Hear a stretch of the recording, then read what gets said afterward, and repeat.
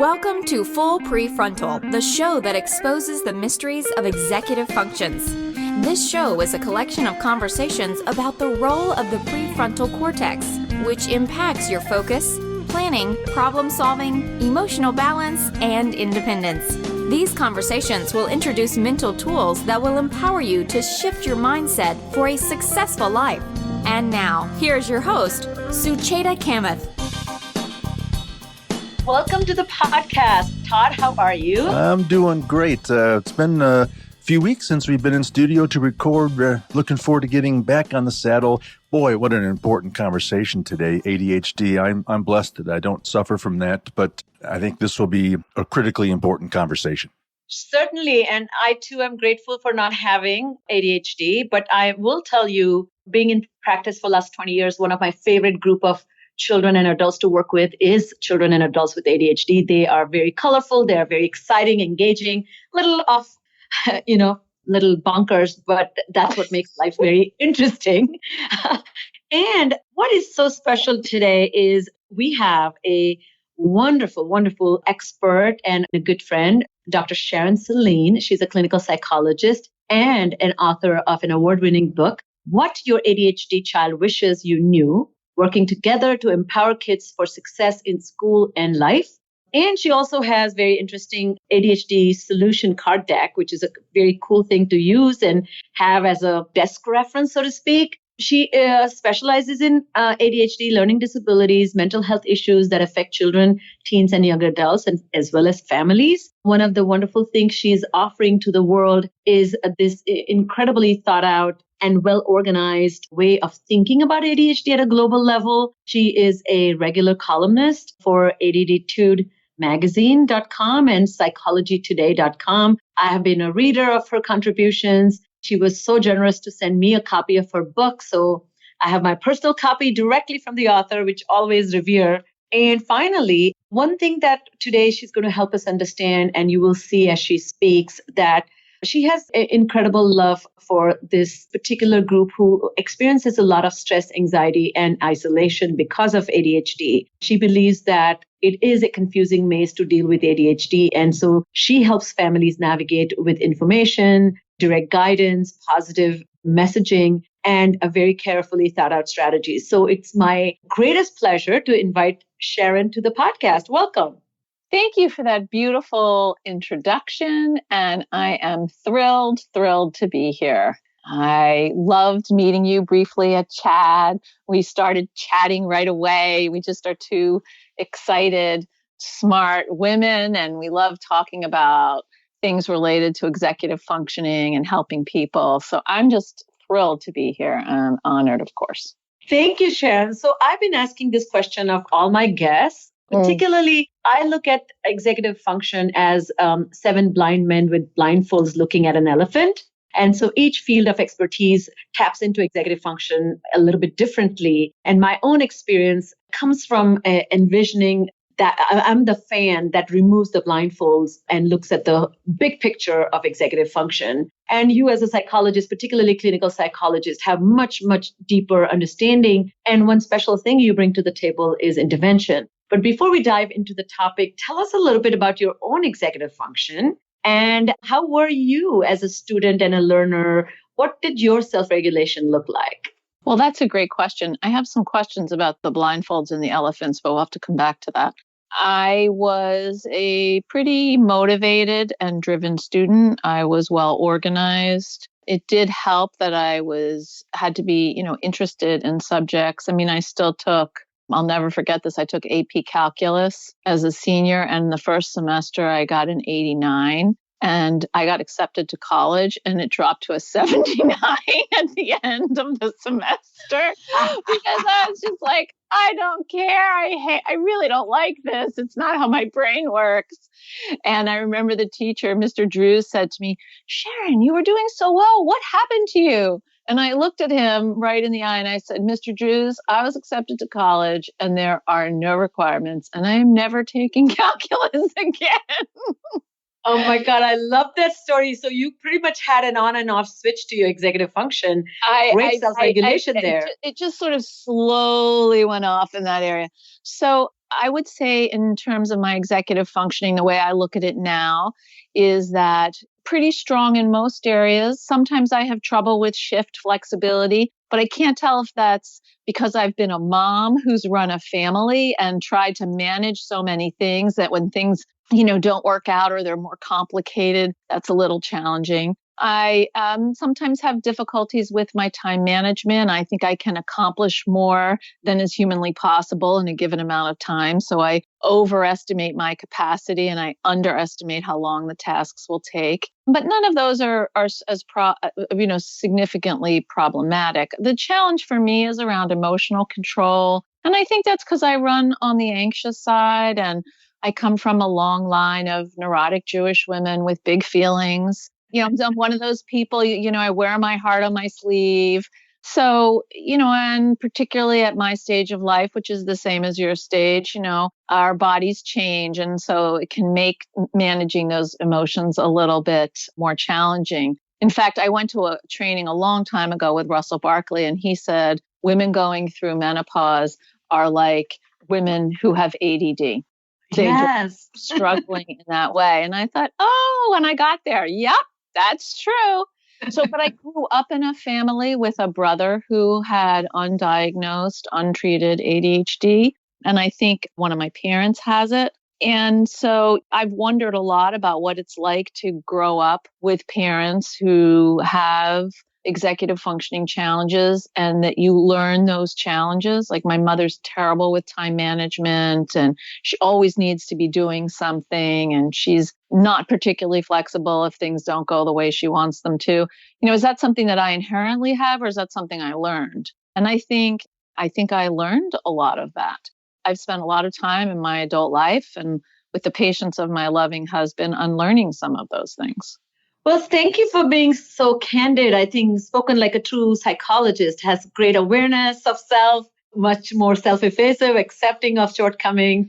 And that probably is like one of the starting points. I think those who have that mental state do so much better in our experience, isn't it? So let's dive into the issue of ADHD. The struggles of students and families with ADHD is real, and often these struggles seep into the classrooms, their home lives, into their personal sense of self, as well as interpersonal relationships. So help us understand the plight of a person with ADHD. Well, let's start by defining ADHD according to the world of Sharon Saline. ADHD is a chronic condition marked by persistent inattention, hyperactivity, and sometimes impulsivity that is more frequent and severe than we would typically observe in children, teens, or adults of the same age. It's a biologically based disorder related to the neurotransmitters of dopamine and norepinephrine. And it's not about laziness or purposeful distractedness. It's a performance-based condition. You can't access what you know and apply it in the way that you want to or should in a particular moment or in a given situation. And it's ADHD. People who live with ADHD have often severe executive functioning skill challenges and deficits. So we all have executive functioning skills, as you know, Sujata, and we all have strengths and challenges. But for me, I'm neurotypical. I have one or two areas that I really need to kind of work on, but the rest of my executive functioning is pretty well intact. For people with ADHD, it's the reverse. They have one or two areas that are pretty well intact, and the rest of the 9 executive functioning skills, so there are 11 in total, are really, they struggle with or they need to shore up. And as they mature over time and become adults, they learn how to manage those challenges. And some of those challenges may improve or get better as the frontal lobes fully develop. And the frontal lobes connect with the rest of the brain around age 25 in neurotypical brains. And there's about a 3-year delay in people living with ADHD. And so in order to be diagnosed with ADHD, if you're under the age of 17, you have to have 5 out of 9 symptoms in 2 areas of functioning after ruling out medical or other mental health or environmental issues. and that there's clear evidence that the symptoms interfere with or reduce the quality of social, academic, or what we call occupational functioning. For people who are 17 and older, it's usually 5 symptoms. One of the challenges of diagnosing adult ADHD is that the sort of standard for diagnosing the requirements, they're not as stringent as they are for children. And that makes it a little harder for us to get the numbers right in terms of how many adults do we really see in this country with ADHD, because the diagnosis is about 10.9% for school-age children, and then it drops to 4.5% for adults. And it's not because all of those kids magically wake up one morning and their ADHD is gone. In reality, there's a maximum of maybe a third of kids who outgrow ADHD. But I had this conversation with Dr. Ari Tuckman, and he said, we talked about it. I said, I'm not sure that they outgrow it, but they actually adapt to it.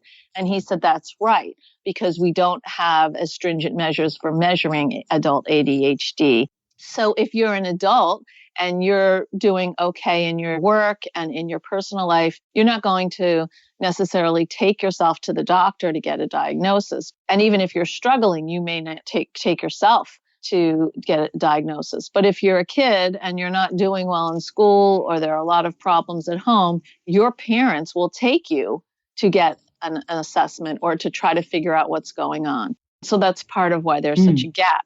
Thank you, Sharon, for going into the depth of it, because it is disconcerting to me that we are in 2020, and yet I cannot tell you the number of parents tell me that they have known that their child has ADHD since age 2, but it isn't until they show up in somebody's office like mine that they hear the term executive function or dysfunction for the first time. So there's certainly a gap in delivering this information about ADHD equals executive dysfunction and to look for signs of mismanagement. But I'm seeing that they wait for mismanagement to reach a boiling point, and only then they're either looking for explanation, or for parents and teachers, all these are some particles free floating in the universe. They have not put them together to formulate this idea of what this cohesive thing means. I have a question about what you just said about this. Help people understand that meeting the criteria issue with diagnosing ADHD. We do not diagnose ADHD by drawing blood,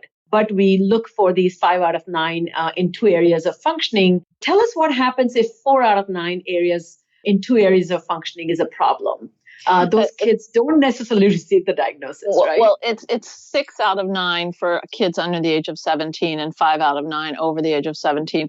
So, when you get to 4 out of 9 and you're a child, what that's telling us is that you have executive functioning challenges. They're not severe enough to receive an ADHD diagnosis, but you're struggling. And it's worth noting that kids who have learning disabilities often have executive functioning challenges, and kids who have high functioning autism spectrum disorders have executive functioning challenges as well. And so, there's a wide range. So one of the challenges is, you may have some struggles in some areas, but you may not meet the criteria for an ADHD diagnosis yet, or perhaps ever. But that doesn't mean that you shouldn't get remediation in the areas where you're struggling. So essentially, if you have some executive functioning skill deficits, but you don't meet the diagnosis for an ADHD, you still should get help in the skill areas that are weaker for you.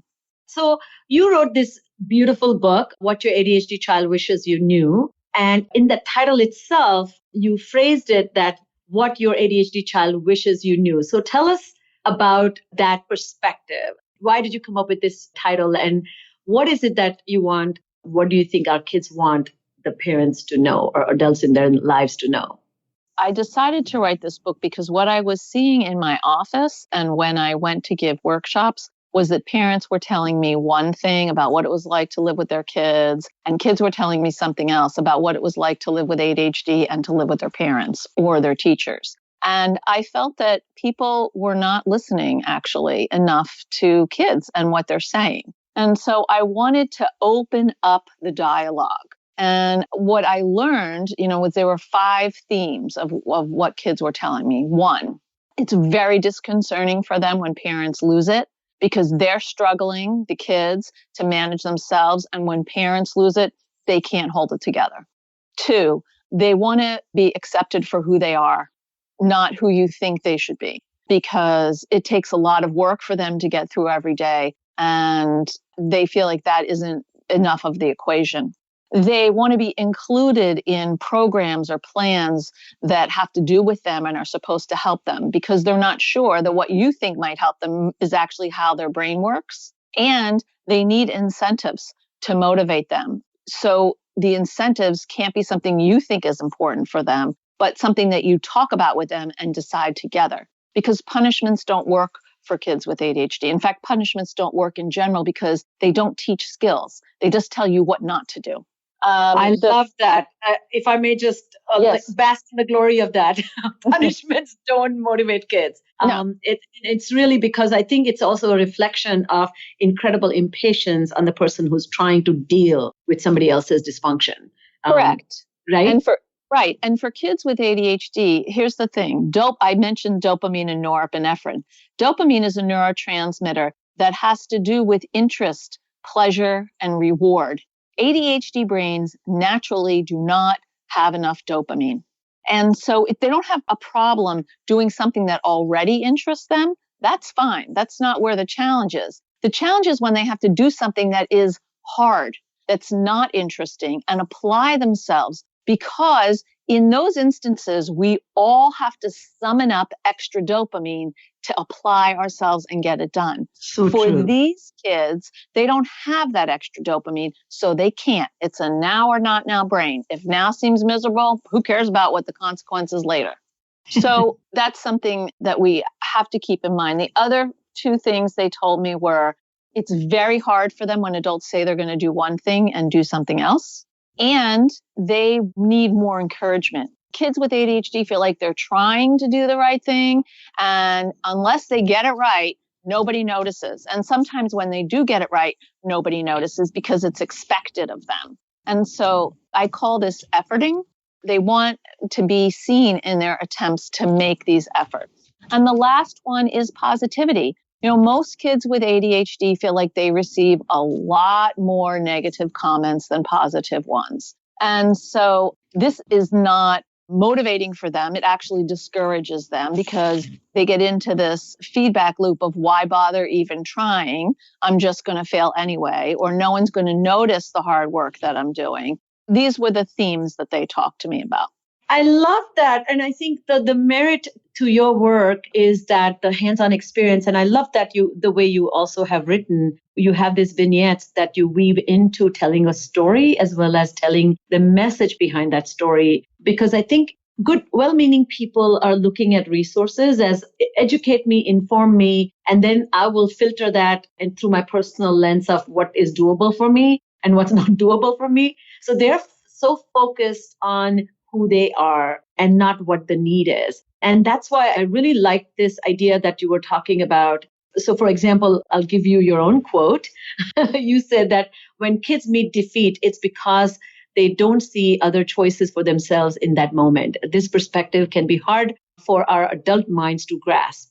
So please tell us a little bit how you go about inviting parents or adults in the child's life to shift their own perspective while dealing with children's failures. The themes that I recounted earlier, I transformed these into what I call the 5 C's of ADHD parenting: self-control, compassion, collaboration, consistency, and celebration. And so if we want to transform defeat into something more positive, more productive, then we need to rely on these 5 C's. We need to manage ourselves first. We need to manage our frustration and disappointment and not lose our temper with our kids. It's like putting the oxygen mask on yourself first on an airplane and then on your child. You center yourself and then you can help your child. Compassion. We have to meet our kids where they are and offer them understanding and empathy. Often the things that are hard for them or that they can't do or they forget, it's not because they wake up in the morning and they think, oh my goodness, how am I going to mess up mom's day by forgetting my lunchbox? They don't do that, right? They just forget the lunchbox. And so sometimes it's hard as a parent. You're like so angry again that this happened. we forget that. And we compare our kids. Like if you have a kid who's neurotypical and a kid with ADHD, the kid with ADHD, there'll be this sort of either verbal or nonverbal messaging about why they're not like the other child. And that's really hard for kids. And this idea of efforting. So then we have collaboration. You're going to work together for solutions to problems you both identify and use incentives that matter to kids. And consistency. And what consistency is that you're going to do the best you can, given the resources you have, just like your kids are doing the best they can, and try to do what you say you're going to do. Not all the time, there's exceptions, but more times than not. And you're going to notice when kids are actually trying to do something that's hard for them. They may not finish their homework, but they sit down and they give it a good 20 minutes. That's progress. It's a really beautiful point. Two things that strike to me about this consistency. So there's an apple and there's a tree. So we know the genetic component of element of ADHD. And so the parents may or may not have managed their own ADHD or have not received a diagnosis. Or I see often, particularly if a highly organized, well put together type A parent is married to an ADHD flower child parent, and then they produce this beautiful child who does not have these organizational traits or these impeccable executive function traits, then that parent is really hard on that child. And then the flip side of that, parent who themselves may have these challenges do not do a good job with follow through. And that creates incredible sense of just diciness in the whole home environment. And there's no sense of stability or anchoring. And the last thing you said about not noticing, that takes me back to this idea of ADHD and attention. I read this somewhere recently that the best gift that you can give somebody is attention. And imagine how little gifts we are giving each other, let alone ADHD having more difficulty. So tell us a little bit about this consistency issue, because I tell parents about consistency and they're such good listeners and they deeply want to be consistent, but they just can't help it. They just don't have all the internal models to stay consistent, and they forget their own punishment rules, their rules of praise. They forget how to be nice to their kids, particularly when the challenge has escalated. What do you suggest we do then? Well, that's a very good question. I think that one thing we have to remember is that 57% of adults with ADHD have a child with ADHD. And if you have a child with ADHD, there's a 33% chance you're going to have a second child with ADHD. Wow. And so that's big, let's big just numbers there. sit with that. Yep. Those are big numbers. So what we want to think about is consistency, in that you don't say you're going to do something you can't actually remember or follow through on. What's the point of that? And so in that way, if you're setting up 7 plans for 7 different problems, that's 6 plans too many. Start with one thing at a time. Most people can only change one thing at a time. And so particularly for kids with ADHD, they often feel like they're supposed to be changing 7 things at one time, and they really can barely do one. And so it's a lot to keep track of. And so I think parents are asking themselves to do too much. So what we want to do instead is set a goal and set a program or a plan that you can remember and follow through on, that actually matters to you, but also matters to your kid. And so what that means is that, let's say that mornings are not going well and there's yelling and screaming and everybody's unhappy. Well, there's also evenings aren't going well, after school isn't going well. I would sit down with your child and say, which is the worst time of the day for you? And your child may say, after school. And even though that isn't the worst time of the day for you, parent, they've identified something that matters to them. And it also matters to you. So I would start with what they want. And if you feel that you have to, I would do one thing from the afternoon and then maybe add one thing from the morning. And that's it. You work on those until those can be somewhat different. Then you can move on. Write things down. Get a whiteboard. Have a list for reminders after school, morning to do. Instead of you being the reminder, you turn them to the list. And if kids can't read, use pictures. That way, what they're learning are executive functioning skills. They're learning organization. They're learning sequencing. They're working on their working memory. They are learning some time management. You refer them to the list rather than you being the holder of the reminders. No one wants to be a reminder machine. I had one mom who at the beginning of school every year, she would tell her daughter to get ready for school with the backpack and the lunch and a sweater. And she would take a picture and post it on the refrigerator. And in the morning, every morning she would say, "Do you look like your picture?" The girl would go to the door, "I'm ready." And the mom would say, "Do you look like your picture?" Because there was no lunchbox or no shoes or no sweater. And so that way the daughter had a chance to kind of assess herself. And this child was 8. Wow. Yes. Another thing you just pointed out in the solution you provided here is prioritize your mission as a family. Sometimes I think once they recognize a child has problems, they try to fix the child without really thinking about us as a family to function well. Because to me, fixing really comes from a very poorly framed problem. That means somebody's in charge of somebody else and somebody is wrong or somebody's incomplete. But I like to tell parents that my morning me is a lot more competent than my evening me, Mm-hmm. So we have a natural course of, ups and downs to executive function proficiency. So we need to be really listening to. So I really like that you're empowering parents to think about their agency and then kind of mirroring the child's need to their desire to contribute to their success. So that brings us to the last point you were bringing about celebration. So tell us about that approach. So celebration is critical. And it's critical because what happens for these kids is that they have a negative conversation in their brain about themselves. It's called negative self-talk. And what they've done is they've internalized the negative voices from caring adults in their lives, teachers, coaches, parents, grandparents. And those voices now have become their own voice. They fused into what they tell themselves. Dr. Barbara Fredrickson has done some research on the positivity ratio. And in her book, Positivity, she says it should be 3-to-1.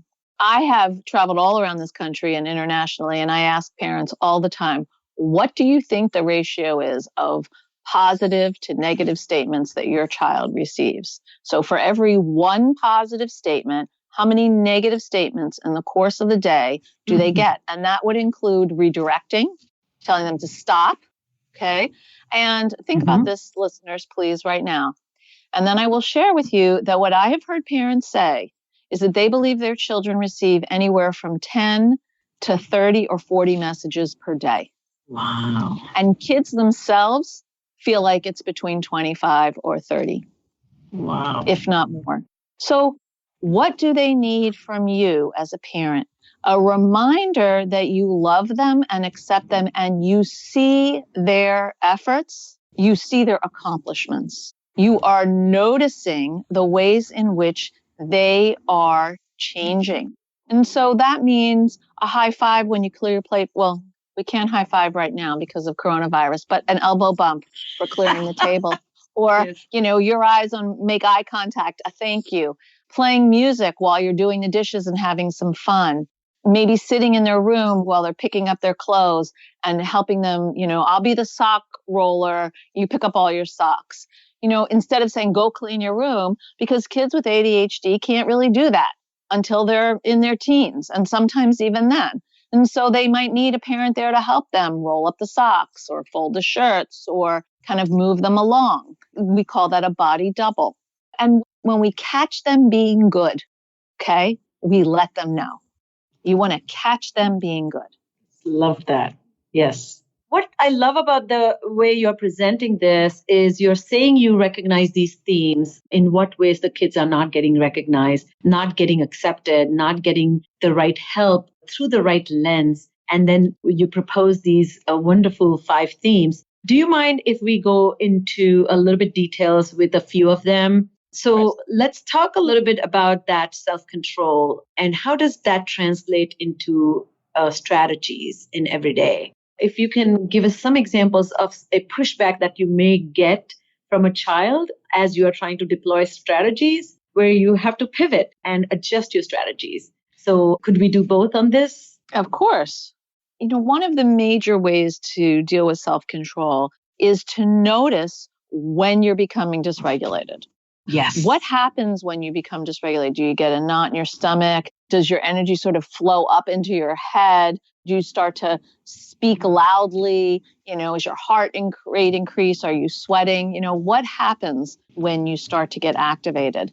And that is the signal for you as the adult that you need a time apart.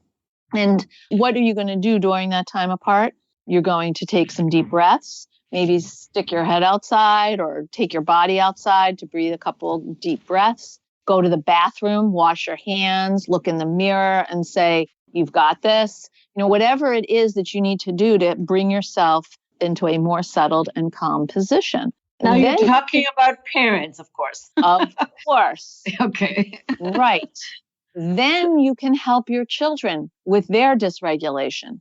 But if you are trying to control them while you're activated, I'm going to tell you it's like taking sticks and paper and throwing it on the budding fire that is your child. It's adding fuel to the fire. So yes, I love that. Yes. Right. So what we want to do is set up meltdowns for success in advance. So what are we going to do when there's a meltdown?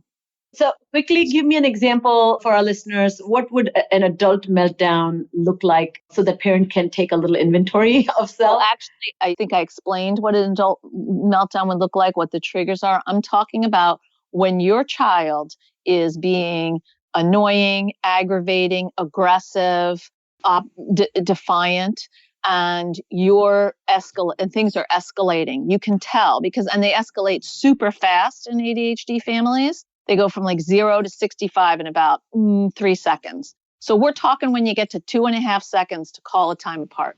And that time apart has to be planned when people are not in the middle of an episode.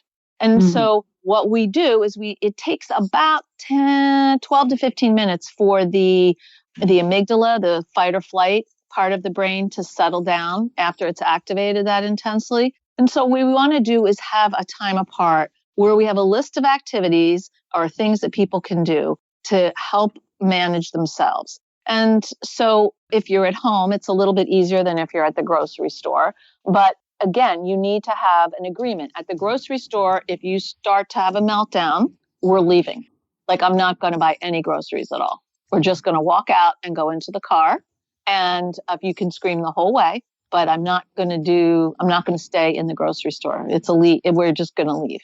If we're home and things are devolving into an eruption or building into eruption, maybe is better use of language, then we're going to call a time apart. And you can use the things we bought at the dollar store for your calm me down box. You can go listen to music in your room. You can pet the dog.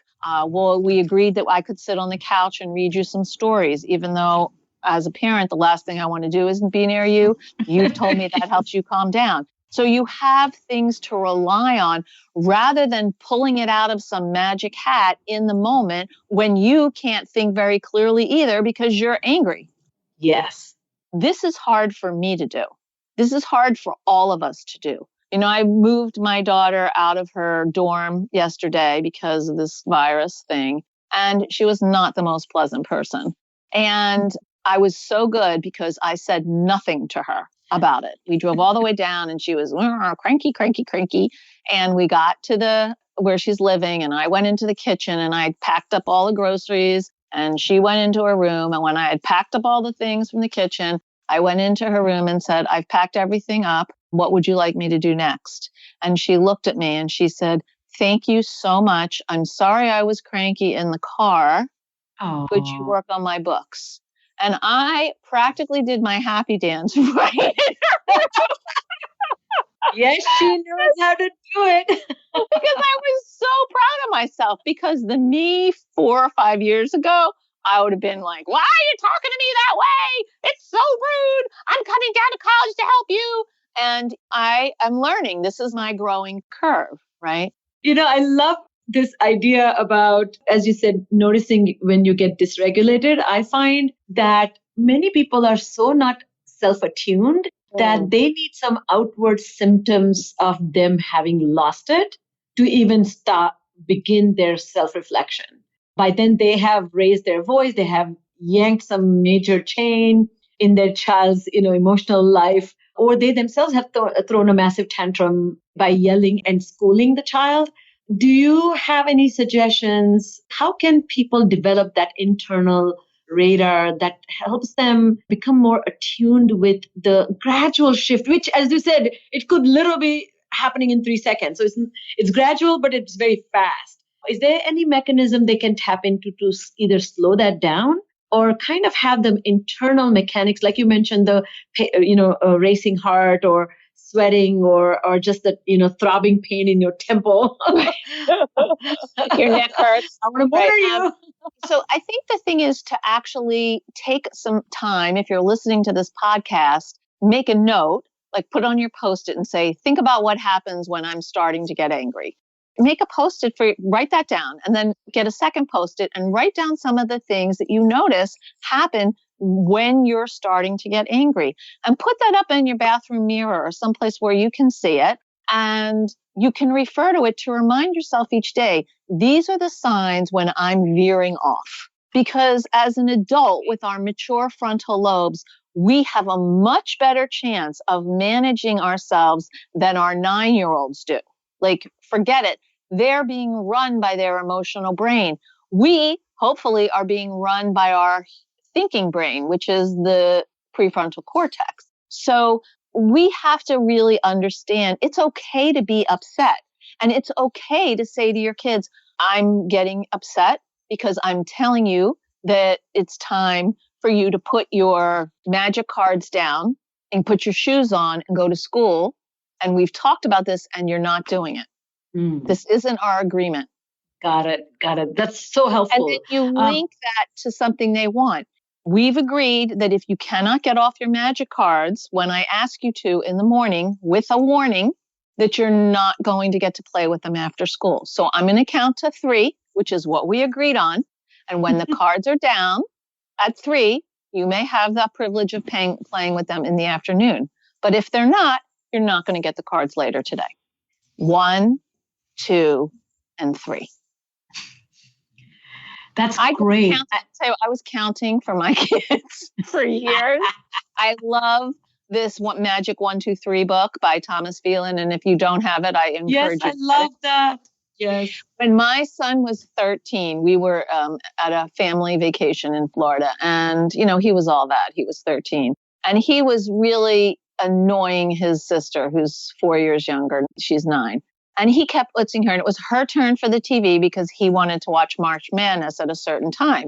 So she's watching her like Ella Enchanted video or whatever. And he is like annoying her, like, when is this going to be over? Isn't it my turn yet? Can I hold the zapper even though you're watching your movie? And he just wouldn't stop. And I kept saying, you need to stop. You need to stop. And then I said, I'm going to count to 3. And if you're not in your room by 3, you will not have earned March Madness. And he looked at me and he's like, I'm 13. I'm in 8th grade and you're going to count for me? I'm like, I'm counting. Watch me. He was in 7th grade. I said, I'm counting. That's a 1.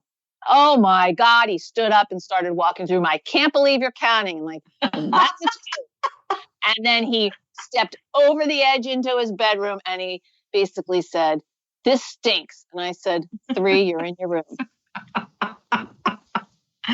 I think that's adorable. But, it's hard as a parent. It's hard because you just want to wring their neck, sometimes and say, don't talk to me that way. And who do you think you are?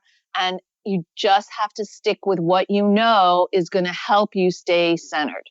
Because as soon as you veer off into yell at them mode and getting upset mode, they now have won.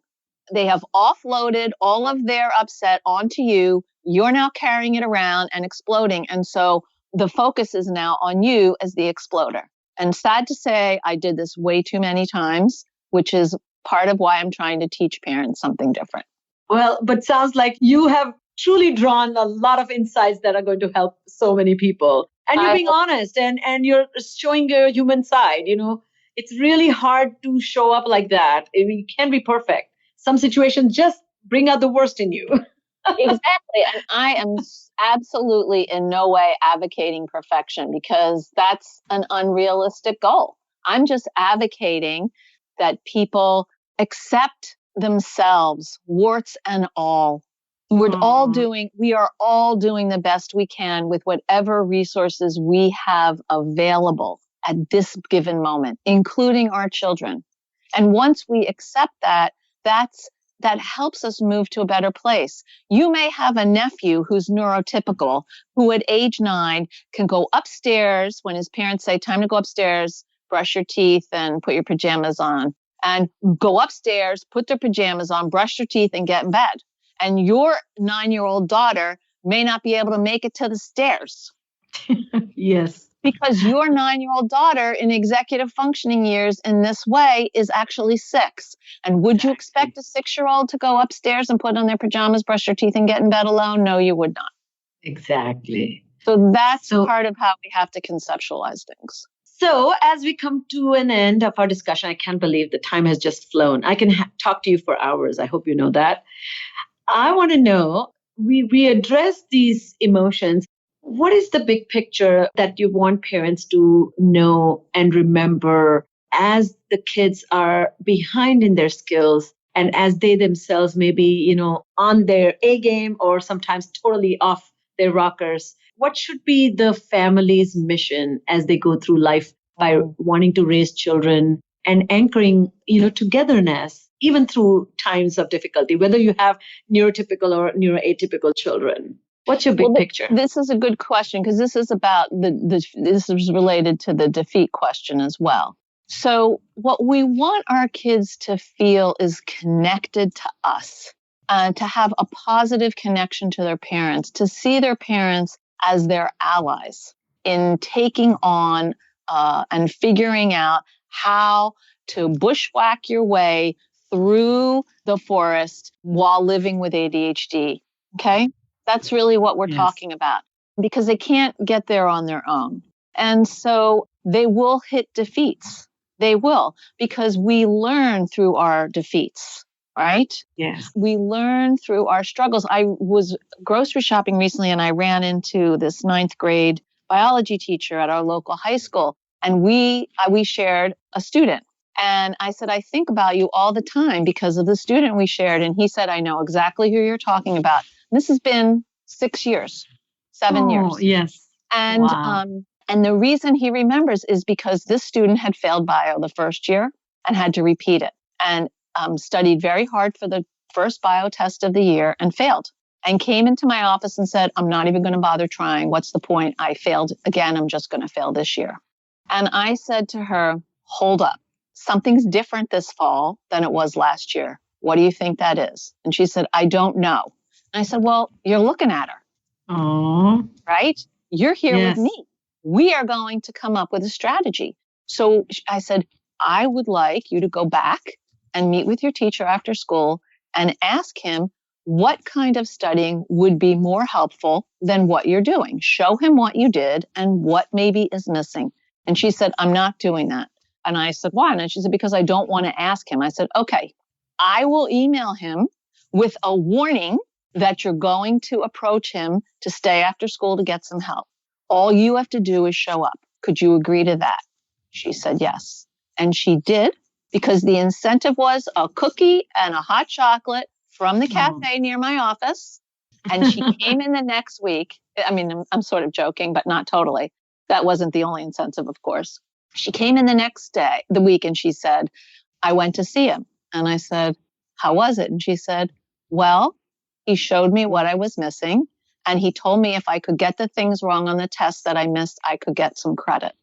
And then they made an agreement that she would come once a week after school and he would assist her in what she was missing. Because this is a kid who was diagnosed as a sophomore in high school with dyslexia and ADHD. Oh, wow. Yeah. That year, I'm just going to tell you because this is an amazing story. At the end of that year, she made second honor roll. She was the first person in her entire family to ever make the honor roll. Oh my goodness. Yeah. I'm getting goosebumps. Oh, wow. Right. So that's why we have to be with our kids. And I brought her mom in and her dad. And I said, this is what we're doing. This is our plan. This is the homework that we've set up. Here's the support that this girl would like from you. And she was very specific about what she wanted and what she didn't want. And everybody worked with that, as well as some of my input and input from the teacher. And she passed nicely. So wonderful. Yeah. So you're truly, like, I always imagine the work we do as Highway 1 in California. There's a big, massive rock on one side and the guardrail. We are the guardrail because they are going to bump into the road. The road is very curvaceous.